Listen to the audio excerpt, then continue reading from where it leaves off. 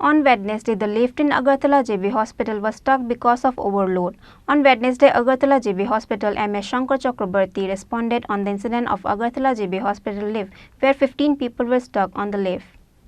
On Wednesday, Agartala GB Hospital MS Sankar Chakraborty responded on the incident of Agartala GB Hospital lift where 15 people were stuck on the lift. He said on Wednesday the lift in Agartala GB Hospital was stuck because of overload. He further said later after the people inside the lift were safely taken out, the lift was repaired instantly. Likewise, dengue is spreading in the state. Slowly, dengue patients were returning home from the hospital after getting cured. There are a total of 18 dengue patients in Agartala GB Hospital as of now. Similarly, there are 38 dengue patients in Mohanpur Hospital, said Agartala GB Hospital MS Sankar Chakraborty. Good afternoon. আজকে আপনাদের আমন্ত্রণ জানানো হয়েছে এখানে কারণ আপনারা সবাই জানেন স্বাস্থ্য দপ্তরের সিদ্ধান্ত মোতাবেক প্রত্যেক বৃহস্পতিবার বিকাল ৩টায় আগরতলা গভর্নমেন্ট মেডিকেল কলেজ এবং জিবি পান্থ হাসপাতালের যে কলেজ কাউন্সিল রুম সেখানে একটা প্রেস ব্রিফিং হবে প্রত্যেক বৃহস্পতিবার বিকাল ৩টায়।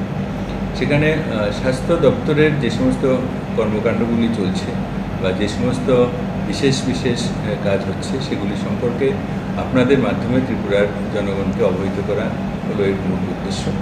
এখানে শুধু আগরতলা গভর্নমেন্ট মেডিকেল কলেজ নয়, স্বাস্থ্য দপ্তর, পরিবার কল্যাণ এবং রোগ প্রতিরোধ দপ্তর ওনাদের যে কাজকর্ম সেগুলিও director health service, director preventive medicine and family welfare ওনারাও মাঝে মধ্যে আসবেন, ওনারাও বলবেন।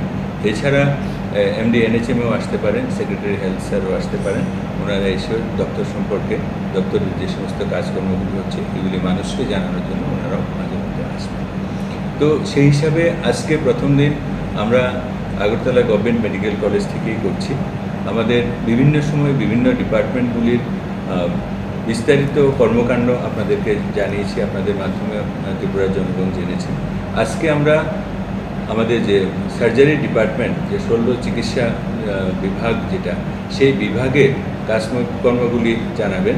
এইগুলি জানানোর জন্য আমাদের সঙ্গে আছেন আগরতলা গভর্নমেন্ট মেডিকেল কলেজ এবং জিবি পান্থ হাসপাতালের vice principal cum chief MS professor doctor Sanjib Debbarma, সার্জারির প্রফেসর ডক্টর অনুপ সাহা, সার্জারির HOD incharge HOD doctor Moniranjan Debbarma associate professor, এবং আমাদের deputy MS doctor Kanak Chowdhury আমাদের সঙ্গে আছেন।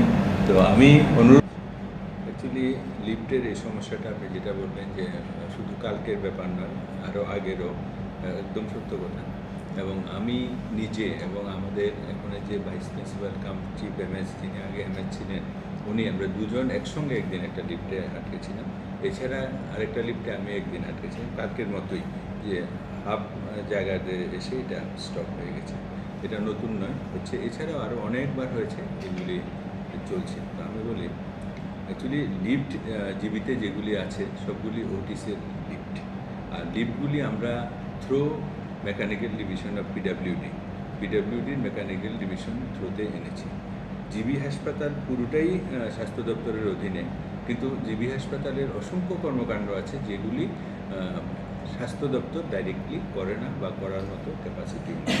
যেমন আমরা চিকিৎসক, আমাদের কাজ হলো রোগী দেখা বা স্বাস্থ্য প্রশাসন সংক্রান্ত যে সমস্ত কাজকর্ম এগুলিকে করা। এখন কোথাও লিফট খারাপ, কোথাও জলের পাম্প খারাপ, কোথাও ফায়ার এক্সটিংগুইশার খারাপ, কোথাও ধরুন বিল্ডিং ভেঙে পড়ছে বা কোথাও বিল্ডিং থেকে জল পড়ছে, এই কাজগুলি সম্পত্তি আমাদের, কিন্তু কাজগুলি করার মতো যে এক্সপার্টের যে বিশেষ দক্ষতা বা বিশেষ প্রশিক্ষণ এগুলি কিন্তু আমাদের নেই। আমাদের কোর্স কারিকুলামের বাইরে কাজ এগুলি। তো সেই কারণে দপ্তরের তরফ থেকে এই কাজগুলি ভাগ করে দেওয়া হয়। যেমন লিফটের কাজটা, লিফট আমরা কিনেছিও through mechanical division of PWD. লিফটের অপারেশন মেনটেন্যান্সের কাজগুলি এএমসি, সিএমসি সমস্তগুলি মেকানিক্যাল ডিভিশন অফ পিডাব্লিউডি করে। শুধু লিফট যে চালায়, এখানে যে লিফট ম্যান যারা আছে, এগুলি আউটসোর্স বেসড হিসাবে আমরা নিয়েছি। এদের কাজ হলো শুধু মানে লিফটে মানুষজন যারা উঠছে এদেরকে দেখা, যারা কোন ফ্লোরে যাবে হয়তো লিফটটাও দিতে জানে না, এমন মানুষও আসেন এখানে। ওনাদেরকে সাহায্য করা কোন ফ্লোরে যাবে। আর কোনো সময় যদি এই ধরনের কোনো অঘটন ঘটে সেক্ষেত্রে তাদের কাছে একটা থাকে, ওটা দিয়ে তারা ওটা খুলে ওনাদেরকে রেস্কিউ করে। কালকেও ওনারা করেছেন। কালকে যে ঘটনাটা হয়েছে এটা দুপুর প্রায় 2টা এমন একটা সময়ে এই ঘটনাটা ঘটেছে। ঘটনার সঙ্গে সঙ্গেই আমার কাছে খবর গেছে।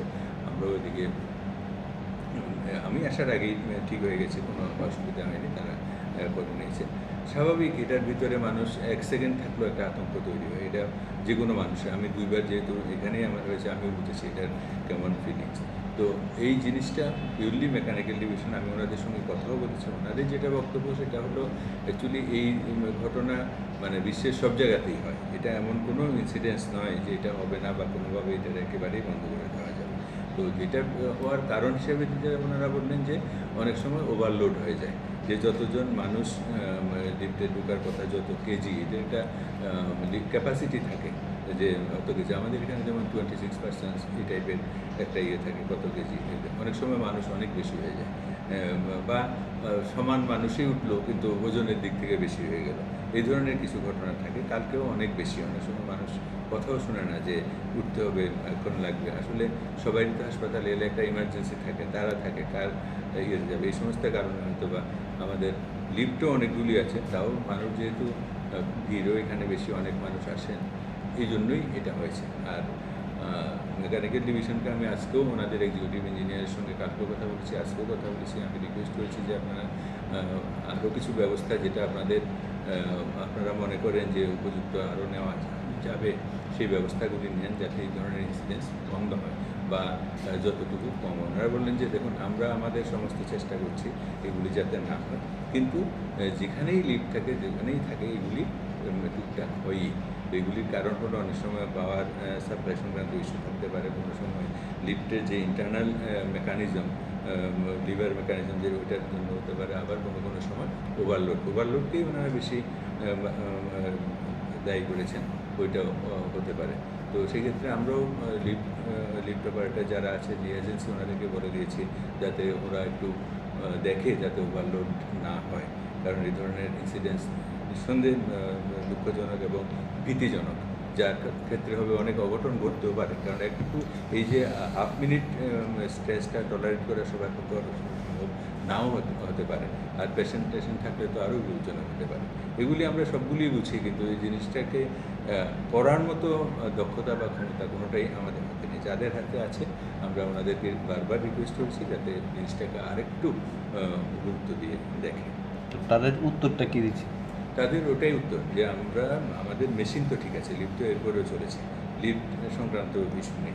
ইস্যু হলো ওভারলোড হয়ে গেছে, সেই জন্য এটা এমন হয়েছে, ওনারা এটাই বলছেন আর কি।